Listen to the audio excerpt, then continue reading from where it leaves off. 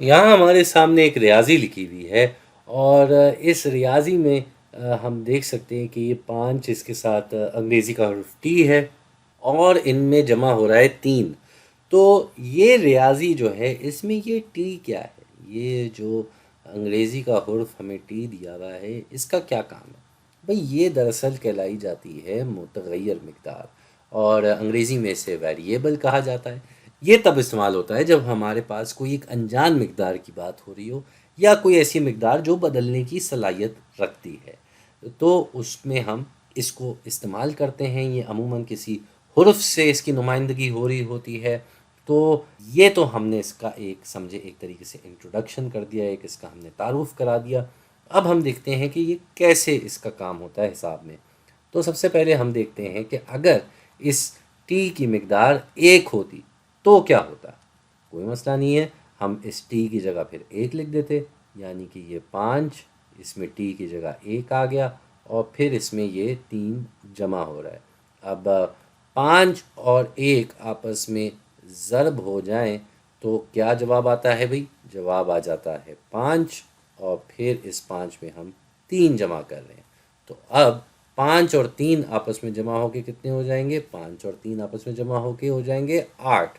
یعنی کہ اگر ٹی کی مقدار 1 ہوتی تو ہمارے پاس اس ریاضی کا جواب 8 آ جاتا۔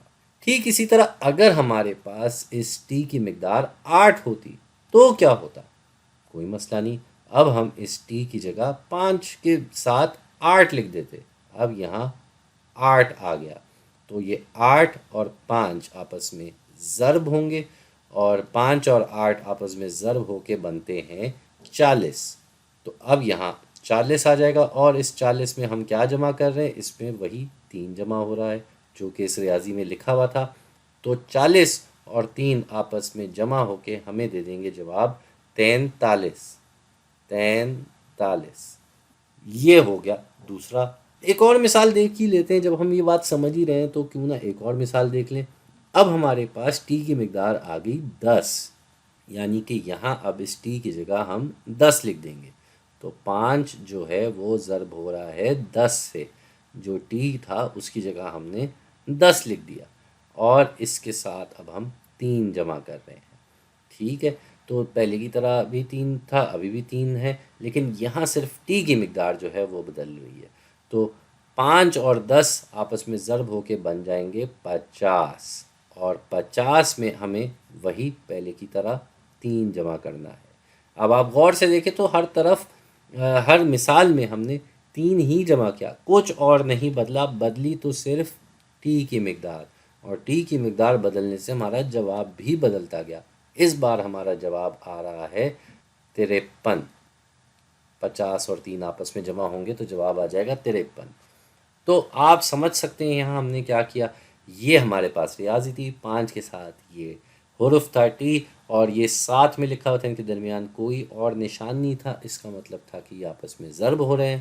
اور یہ جو ٹی ہے یہ متغیر مقدار کی نمائندگی کر رہا تھا، ویریبل کی نمائندگی کر رہا تھا، جس کا مطلب یہ ہے کہ اس کی مقدار بدل سکتی ہے، اس کے اندر کوئی انجان مقدار ہو سکتی ہے۔